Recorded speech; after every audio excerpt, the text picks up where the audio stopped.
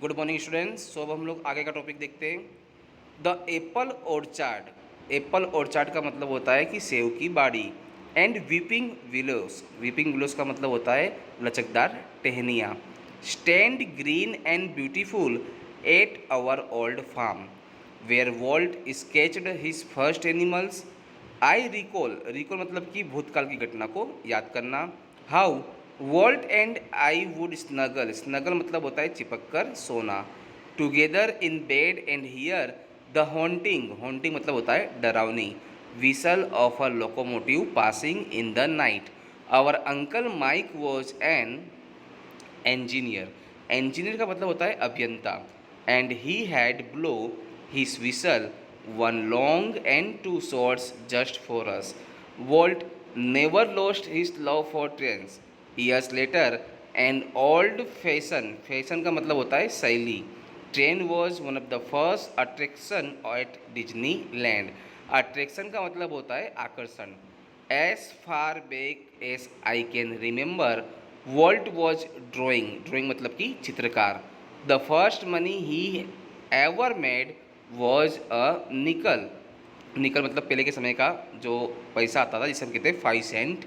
For a sketch of a neighbour's horse he studied cartooning in Chicago and then started a little animate cartoon company in Kansas City that flopped। flopped का मतलब होता है असफल होना। I was in Los Angeles when Walt, just 21, decided to try his luck in Hollywood। I met him at the station। He was carrying a cheap suitcase that contain का मतलब होता है सम्मिलित होना all of his belongings। belongings का मतलब होता है संपत्तियाँ। We borrowed का मतलब होता है उधार लेना $500 from an uncle and Walt started a cartoon series called Alice in Cartoonland। It was tough going। Walt did all the animation and I cranked मतलब लेना लेकर जाना the old fashioned camera। The Alice cartoons did not make much of a splash। splash का मतलब होता है छाप छोड़ना। So Walt started a new series called Oswald the Rabbit। Oswald did better, but when Walt went to our New York distributor for more money, he ran into trouble। trouble का मतलब होता है मुसीबत। What kind of a deal did you make, kid? I asked। We have not got a deal। deal मतलब सौदा। Walt admitted। admit का मतलब होता है संबोधित करना। The distributor copyrighted Oswald and he is taking over the series himself। Strangely रहस्यमय रूप से Walt did not seem downhearted। downhearted मतलब कि उदास होना। We are going to start a new series। ही एंथुस्ड। एंथुस्ड का मतलब होता है उत्साहित होकर बोलना। It is about a mouse and this time we will on the mouse. On का मतलब स्वयं का मतलब कि मालिक। चलिए स्टूडेंट्स, अब हम इसका देखते हैं अनुवाद। The apple orchard and weeping willows stand green and beautiful at our old farm. जो सेव की बाड़ी है और जो लचकदार टहनियाँ हैं वो आज भी हमारे पुराने खेत पर हरी भरी और सुंदर खड़ी है, मतलब कि वहाँ पर उपस्थित है। Where Walt sketched his first animals. जहाँ पर वोल्ट ने सर्वप्रथम प्राणी जो था, जो उसका सर्वप्रथम स्केच था प्राणी की, वो उसने वहाँ पे ड्राइंग की थी। आई रिकॉल, मैं भूतकाल को याद करता हूँ। How Walt and I would snuggle together in bed. किस प्रकार से वॉल्ट और मैं बिस्तर पर एक साथ चिपक कर सोया करते थे। And here the haunting whistle of a locomotive passing in the night. और रात्रि के समय, रात के समय हमारे घर के पास से जो लोकोमोटिव मतलब कि जो भाप इंजन वाली ट्रेन आया करती थी, उसकी भयानक सीटी को सुनकर मैं और मेरा भाई किस प्रकार से बिस्तर पर साथ में चिपक कर डर कर सोया करते थे। Our uncle Mike was an engineer.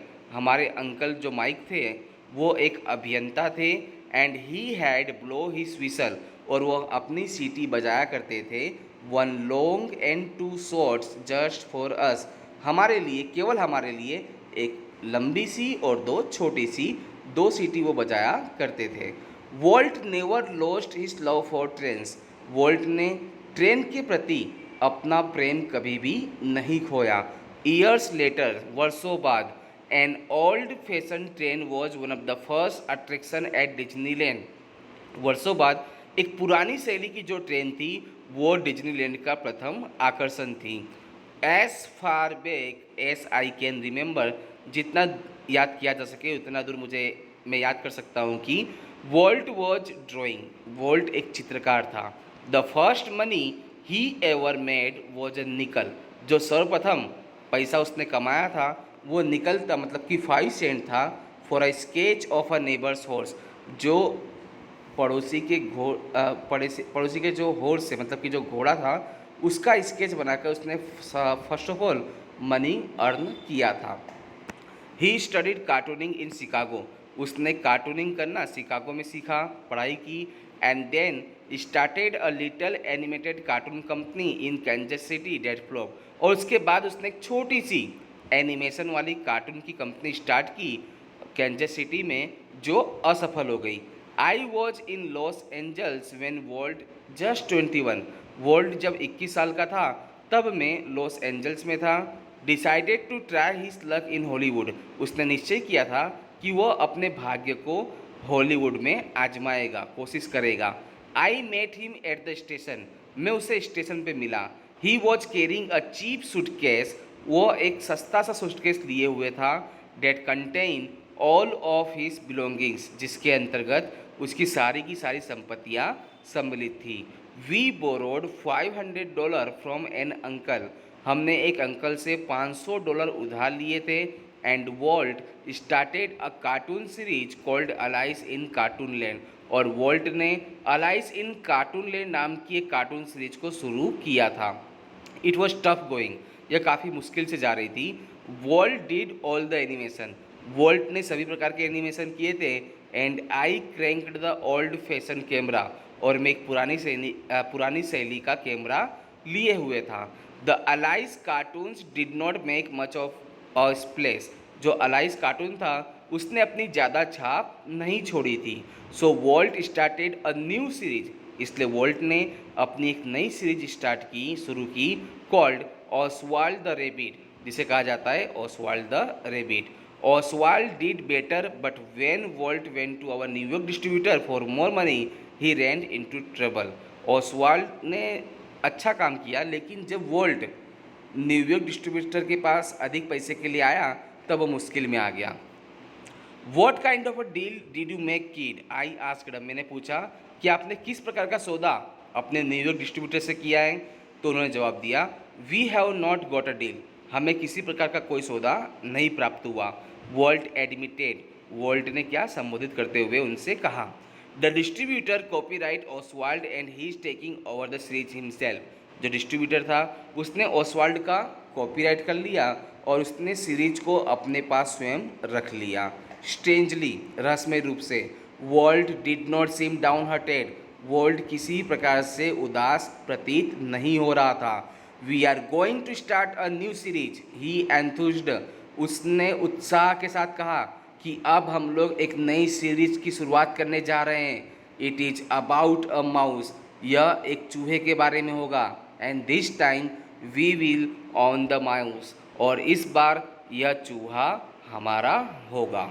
So students, आज के लिए इतना ही। आप सभी को यहाँ पर जो पैराग्राफ है वो अच्छी तरह से इंग्लिश में लिखना है, उसके बाद आपको वर्ड मीनिंग लिखनी है, और आफ्टर डेट जितना भी पैराग्राफ में समझाया गया है आप सभी को अनुवाद हिंदी में लिखना है।